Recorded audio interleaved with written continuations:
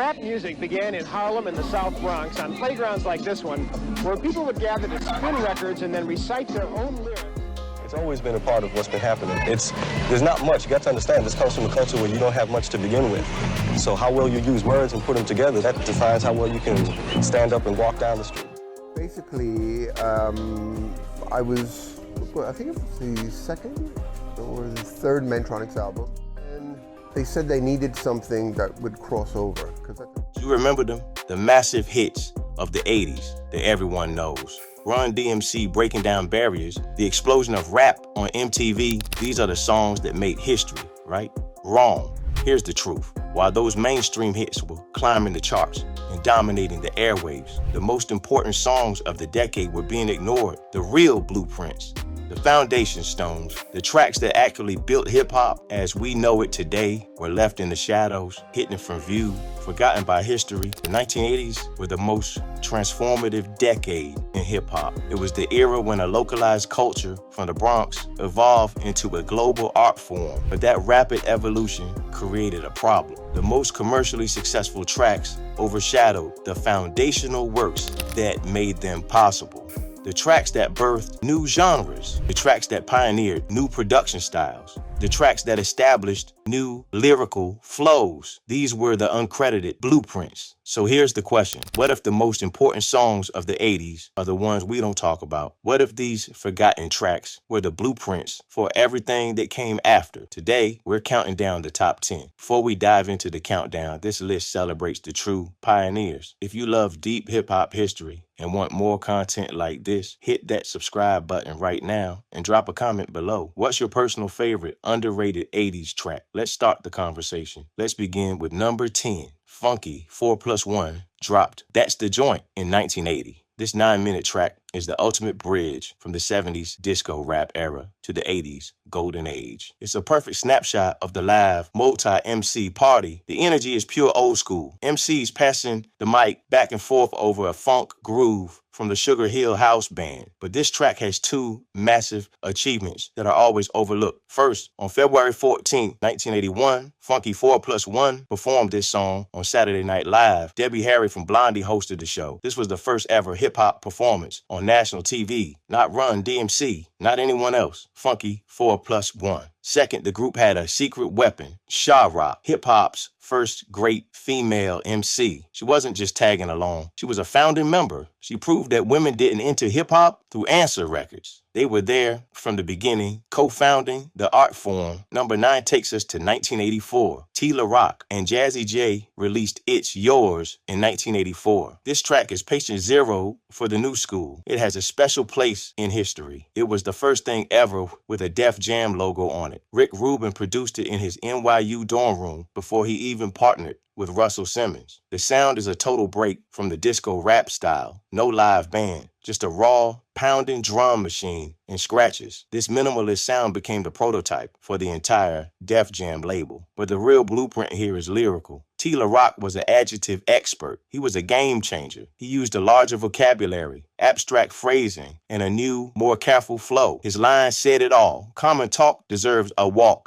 Everything said from now on has to be prearranged. He was challenging the party rocking era. He was calling for an end to recycled phrases. His new, more complex style opened new doors for lyricism for artists such as Rakim. This is the moment hip-hop transitions from a performance art to a literary art. Number 8 moves us to the West Coast. Egyptian Lovers, Egypt came out in 1984. This was the anthem of the Los Angeles electro rap scene. While New York was creating the minimalist Def Jam sound, LA had its own thing going. The track was built on the Roland TR-808 drum machine, that booming skeletal pulse. The sound fused the technological funk of Kraftwerk and Prince with the b-boy energy of Africa Bambaata's Planet Rock. This track is a crucial corrective to the East Coast-centric history of 80s hip-hop. The forgotten legends of LA weren't gangster rappers yet. They were electro rap pioneers. And here's the underrated influence. The sonic DNA of this track is massive. On the TR-808, the synthesized melodies, the laid-back, funk-driven groove. These are the direct sonic ancestors of West Coast G-Funk. The sound Dr. Dre will perfect a decade later. Number 7 is about pure power. Roxanne Shante was just 14 years old when she recorded Roxanne's Revenge in 1984. She made it in response to UTFO's hit Roxanne, Roxanne. The legendary Marley Marl produced it, and she recorded it in one take. This single song launched the most infamous rap battle in hip-hop history, the Roxanne Wars. Dozens, maybe hundreds, of answer records followed. Everyone chimed in on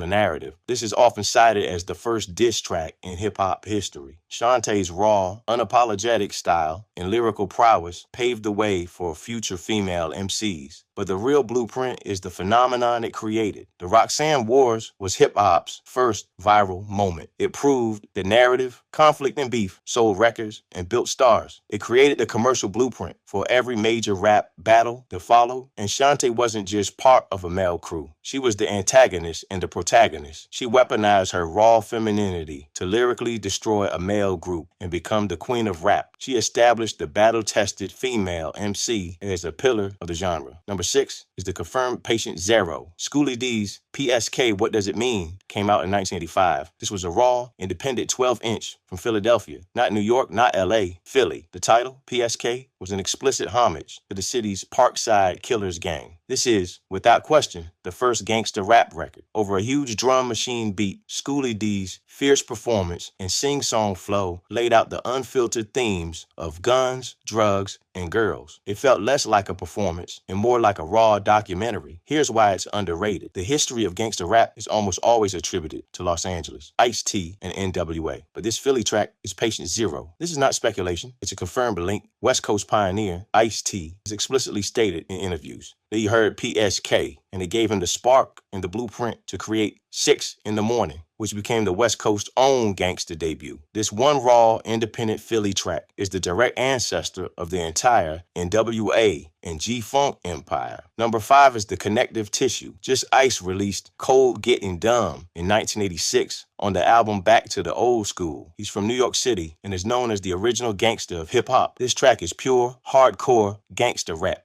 But here's the difference. Where Schoolie D was a reporter, Just Ice was the persona. He called himself the original gangster. He created the template for the confrontational, vicious New York MC. His gangster-style rap was delivered over a brutal, minimalist beat that defined the emerging hardcore sound. This track is the connective tissue in the gangster rap story. It links Schoolie D's Philly-based genre in 1985 to the rise of New York's hardcore scene. Groups like Boogie Down Productions would soon dominate. The album title, Back to the Old School, was a mission statement, but the sound was futuristic and brutal. It was a rejection of the pop-leaning crossover acts of the mid-'80s. This was a foundational text of the real hip-hop movement. Number 4 is the ultimate influential tool. Audio 2's Top Billin' came out in 1987. But here's the twist. It wasn't the main single. It was the B-side to the track Make It Funky. The duo was brothers Milk D and Gizmo. They were also the siblings of MC Lyte. The legacy of this track is not the song itself. It's the beat, the stuttering style production, and its iconic sparse sample of Impeach the President became one of the most foundational tools in hip-hop history. It has been sampled and used over 300 times. This is the ultimate underrated track because its original form is almost irrelevant compared to its afterlife. Its power is not as a song, but as sonic DNA.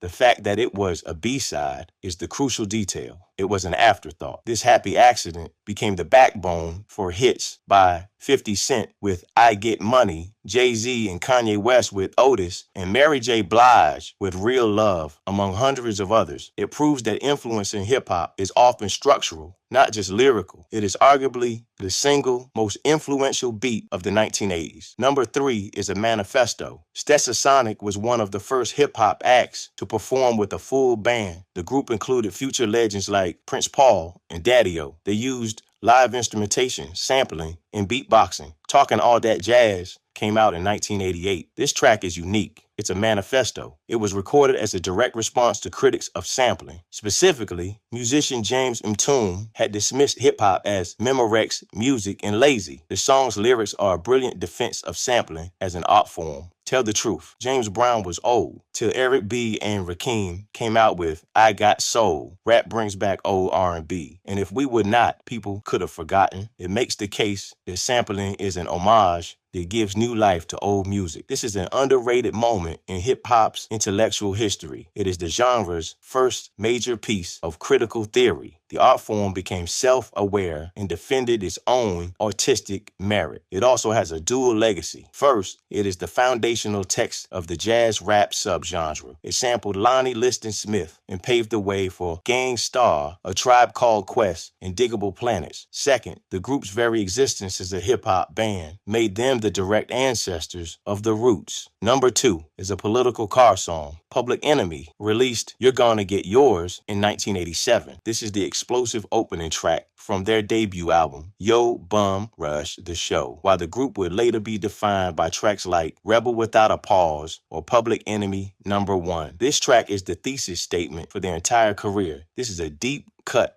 from a legend. The song shows that the group's consciousness, raising platform, and political framework were fully formed from day one. The song's central metaphor is the 98 Oldsmobile. Chuck D takes a mundane car and reframes it as a bulletproof vehicle of black power and dominance. It's underrated by being eclipsed by the group's more famous anthems. The 98 Oldsmobile is the key. Chuck D uses it to leave haters and sucker MCs in the dust while simultaneously outrunning the villainous, corrupt, and racist cops. He lends his powerful voice to those ignored by society. He brilliantly transforms the car song into a political manifesto. This is the moment Public Enemy signified they were knocking on the door, transforming the genre's content forever. And finally, number 1, Mantronix dropped King of the Beats in 1988. While the track is by the group Mantronix, it is truly a showcase for its producer, Curtis Mantronix. He was a fearless experimenter. He also produced foundational tracks for Tila Rock and Just Ice. This track's influence is purely sonic and futuristic. Mantronix's production style fused electro and hip-hop. It laid the foundations for southern hip-hop genres such as Miami bass and trap music. This is the most profound and uncredited influence on the list. The track's underrated status is due to its influence being so long-term that it became invisible. The connection is not just stylistic, it is literal. In an interview, Curtis Mantronix discussed his early experiments. He said, I started with Tila Rock on something called Bass Machine. They introduced triplet hi-hats, triplet snares, pitching down. I didn't know that 20-something years down the line, they would call it trap music. King of the Beats is the purest expression of this futuristic sound. This 1988 track contains the literal, confirmed triplet hi-hat DNA of the entire dominant sound of 21st century hip-hop. It is not just an old school track, it is the prophetic blueprint for the music of today. So there you have it, the 10 most underrated hip-hop songs from the 1980s. The 80s were built not by the hits, but by the blueprints and ideas. The echo is real. The most dominant sound of today, trap music, is a direct, traceable echo of Curtis Mantronix's 1980s experiments. This proves that in hip-hop, the past is never dead. These underrated tracks are the most essential pillars of the culture. If you enjoyed this video, hit that like button, subscribe for more deep dives into hip-hop history, and drop a comment on what other blueprints or underrated topics you want to see covered next. Thanks for watching.